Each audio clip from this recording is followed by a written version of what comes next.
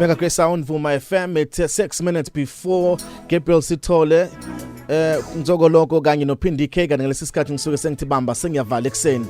Bamba ke sengiyavala ekseni ngaphambi kokuqala usuku lwakho namhlanje ekseni kungulwesine.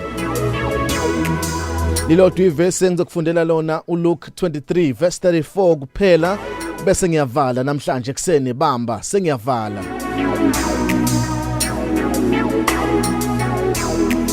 Luke chapter 23 verse 34, Jesus said, Father, forgive them for they do not know what they are doing.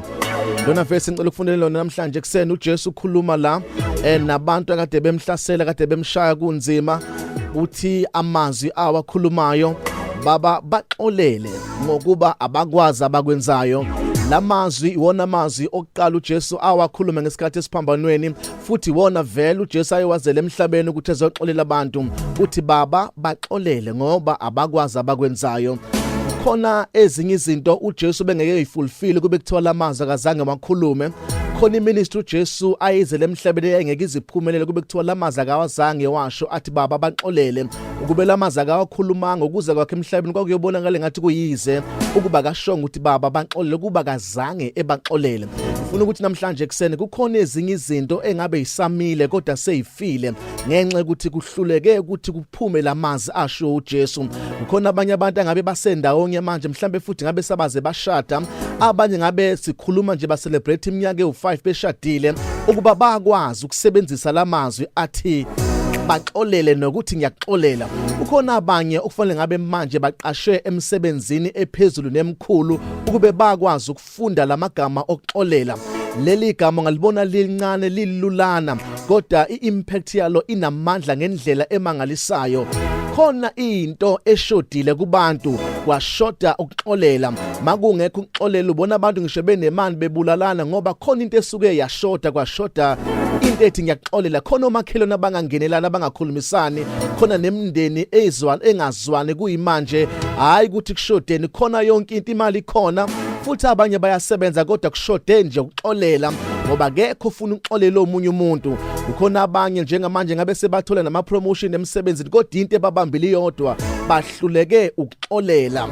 Ngabe kude nempilo kuba lento yakwazi ukuyenza ukuxolela, ake ufunde ukuxolela ukuze kwenzeke izinto kumele ngabe ziyenzeke empilweni yakho.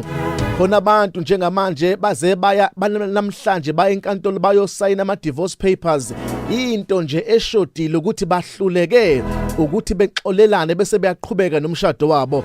Eminye imishado ngabe isekhona kuyimanje, amanye amandla ngabe asekhona kuyimanje kodwa nansi into eshodile bashode ngokuthi baxolelane abantu.